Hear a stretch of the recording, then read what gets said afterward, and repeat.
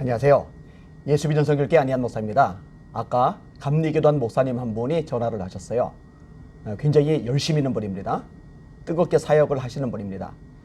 근데 이 목사님께서 화가 많이 나셨어요. 왜 화가 났느냐? 첫째는 문재인 정부 때문입니다. 예배를 너무 짓밟잖아요. 교회를 너무 탄압하잖아요. 견딜 수 없는 거죠. 저도 마찬가지 마음이고요. 또 많은 목사님들, 성도님들이 같은 마음입니다. 나라를 엉망진창 만든 것만으로 모자라서 교회를 박살을 내고 있으니까 어떻게 화가 나지 않을 수가 있겠어요? 이 목사님이 또 하나 화가 난 부분은 대형교회 목사님들에 대한 부분입니다.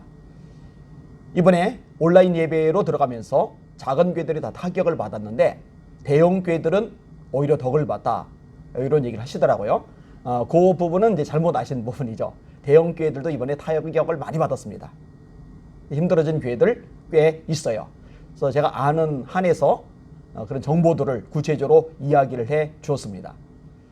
그러다가 이제 얘기가 어디로 옮겨갔냐면요, 교계 지도자들에게로 옮겨갔어요. 그리고 이 목사님께서 소강서 목사님 얘기하시면서 정말 펄쩍펄쩍 뛰시더라고요. 그런데 이 감리교단 목사님만이 아니고요, 상당히 많은 목사님들이 같은 식의 반응을 보이셨어요. 소강서 목사님 때문에 가슴앓이를 많이 하시는 거예요. 끙끙 앓는 거예요. 화가 많이들 나신 거예요. 위치에 오른 만큼 역할이 잘 안 된다는 거죠. 안 될 뿐만 아니라 오히려 안 좋은 영향을 미친다는 거죠. 그러면은 좀 잠잠이라도 계시면 좋은데 자꾸 한마디씩 하시면서 이 긁어 부스럼을 만들고 있어요. 이번에 국민일보에 올렸던 글, 영화 50도의 사랑 허들링으로, 이 글 역시 마찬가지입니다. 차라리 이런 글을 안 쓰시면 얼마나 좋을까, 이 생각이 들어요. 자, 글 내용을 좀 인용할게요. 한국교회 안에는 코로나 팬데믹을 대처하는 두 가지 기류가 있었다. 먼저 정부 방역 지침의 부당성을 지적하며 무조건 대면 예배를 강행하자는 것이었다. 최근 이런 흐름이 이슈화되며 큰 파장을 일으켰다. 다른 하나는 정부의 획일적 방역 지침의 문제점을 지적하되 사회의 여론을 살피며 끝까지 소통과 공감, 설득의 길을 가야 한다는 것이었다. 이런 식의 표현이 사람의 속을 뒤집어 놓는다는 것을 왜 소 목사님은 모르실까요? 대면 예배 강행이라뇨. 대면 예배 강행이 아니에요. 예배를 진행한 거죠. 무조건 대면 예배 강행, 이런 식으로 매도하듯이 목사님, 그것도 교계 지도자인 목사님의 입에서 이런 표현이 나오면 안 되는 거죠. 지난번에 은평제일교회 심화범 목사님 얘기를 한 적이 있어요. 공무원들이 찾아왔어요. 근데 서류에 대면 예배 강행, 그래서 목사님이 대면 예배 강행, 이 말 바꿔라. 이거 틀린 말이다. 정상 예배 진행. 이 강행이란 말, 이 말은요, 문재인 정부가 쓰는 말이죠. 언론들이 교회 공격할 때 쓰는 말이죠. 그런데 정치권이 교회를 공격할 때, 언론이 교회를 공격할 때 쓰는 표현을 왜 목사님이 쓰세요? 대면 예배 강행? 해서는 안 되는데 해야 된다는 뉘앙스잖아요. 무조건이란 단어까지 집어넣어서요. 이러면 안 됩니다. 제가요, 무조건 대면 예배 강행, 여기서 또 제 눈을 의심할 수밖에 없었어요.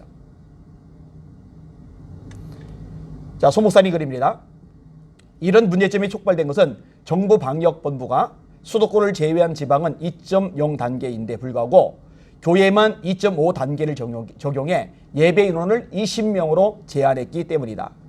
그래서 한교총 대표회장과 상임회장당을 중심으로 획일적 방역의 문제점을 지속적으로 지적하며 공간 대비 비율로 조정해 줄 것을 요구했고, 만족할 수준은 아니지만 18일부터 현장 예배의 문이 열리기 시작했다.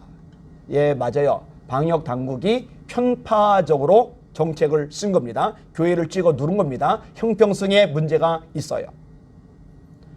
그래서 10% 예배를 드리게 해달라고 부탁한 건가요? 제가 이 부분도 다룬 적이 있어요. 그렇게 부탁하면 안 됩니다. 10%. 아니, 왜 그거를 구걸하듯이 부탁을 해야 되는데요? 뭐 10%라도 드리게 해줬으니 이제 감사해야 되겠나요? 아니잖아요. 아니, 백화점 10%만 들어갑니까? 공간 대비해서? 코스트코는요? 이마트는요? 홈플러스는요? 안 그러잖아요. 식당은요? 안 그러잖아요. 교회만 그렇게 하잖아요. 어차피 감염을 막는 게 주 목적이고 사람들이 모여서 감염이 확산되는 것이라면 형평성 있게 모든 공간에게 동일하게 적용을 해야죠. 다른 데는 다 괜찮고 교회만 10% 늘려라, 교회만 20명까지만 허용한다, 이러면 안 되는 거잖아요. 다른 곳은 먹고 살아야 하는데 교회는 그런 차원이 아니라서요, 이런 논조로 말하는 사람들이 있더라고요. 근데 뭔가 중요한 걸 놓치고 있어요. 코로나19로 죽는 사람보다 자살로 죽는 사람들이 압도적으로 많습니다. 그런데 교회가요, 자살로 갈 수 있는 사람들 위로하고 격려하고 소망을 주고 다시 일으켜 세우기도 한다는 거, 왜 이런 것들은 간과되는지 모르겠어요.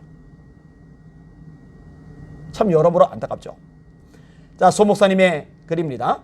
어렵게 연 예배의 문이 닫히지 않도록 한국 교회가 방역을 잘하고 부디 사이의 비난에 빌미를 주지 않길 바란다. 마치 한국 교회가 방역을 잘 못해서 예배의 문이 닫힌 것처럼 얘기하는 뉘앙스예요. 그러면 안 되죠. 한국 교회가 방역을 못하고 있습니까? 입구에서 열 체크하죠. 소독하죠. 거리두기 하죠. 마스크 쓰죠. 식사하지 말래서 식사 안 하죠. 소그룹 모임 갖지 말래서 소그룹 모임 안 갔죠. 교회에서 식사를 하면은 코로나 감염이 안 되고 식당에서 식사를 하면은 코로나 감염이 안 되나요?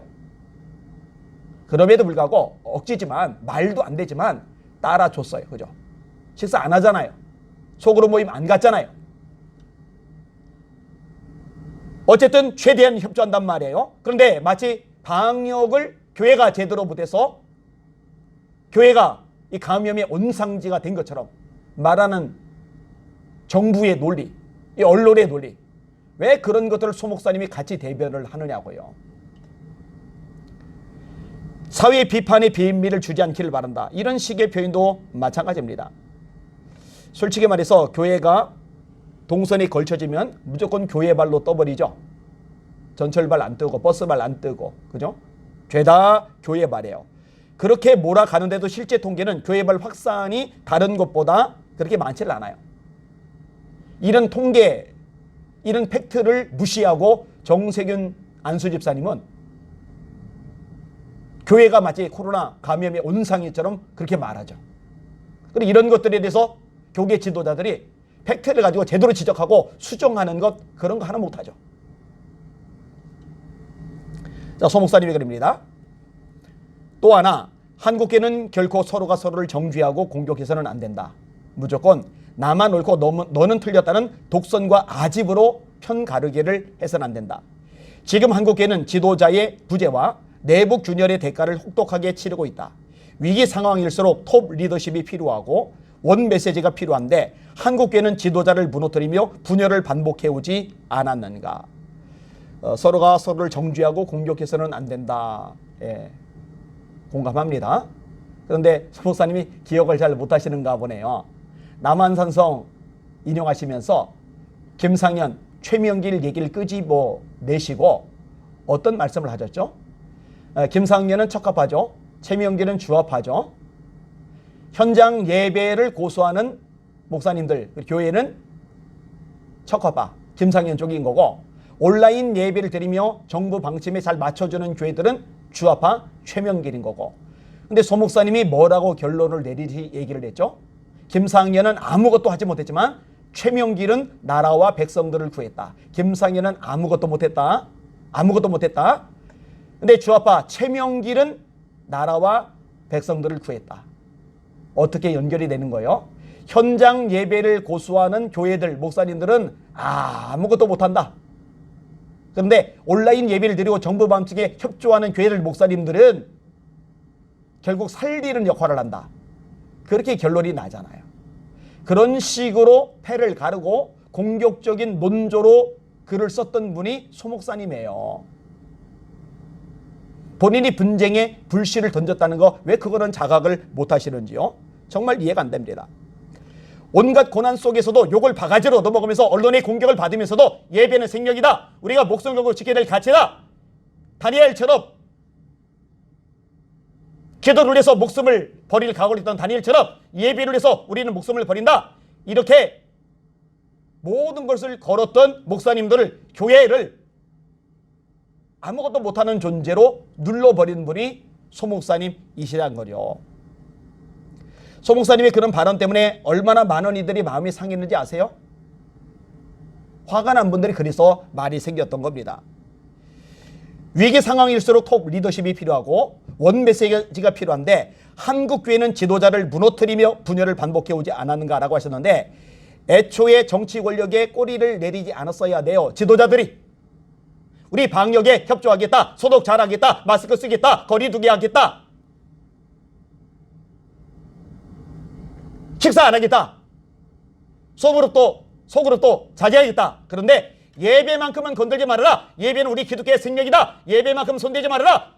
예배는 우리의 목숨이다. 정부가 마음대로 입맛대로 예배는 느렸다 줄였다 하지 말아라.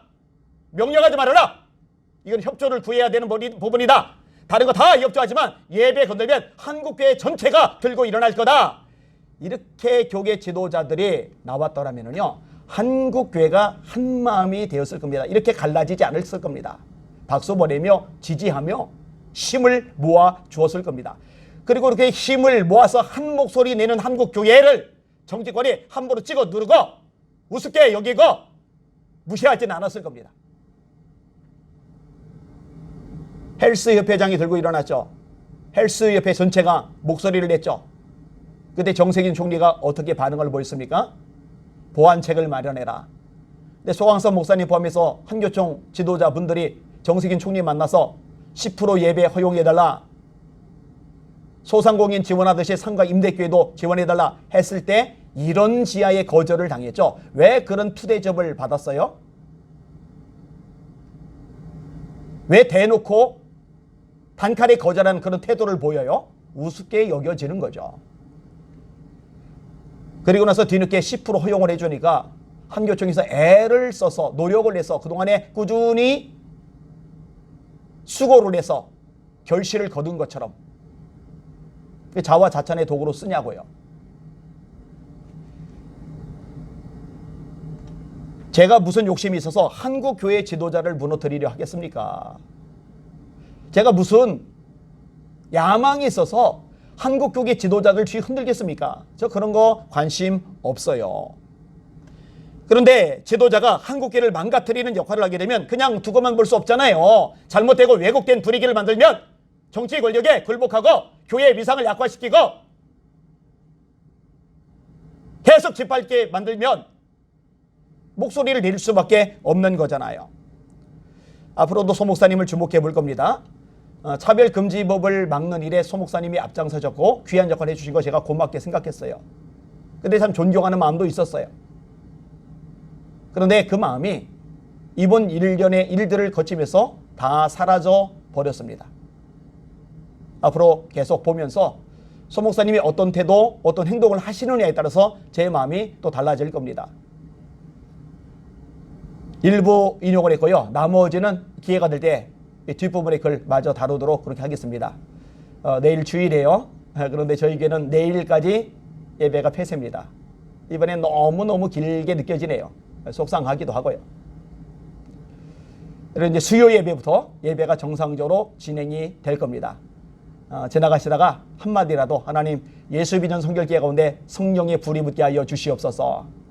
예배를 못 드려서 너무 힘들었던 성도들, 눈물지었던 성도들 그 마음을 위로해 주시고 용기를 더하여 주옵소서. 이 기도도 해주시면 감사하겠습니다.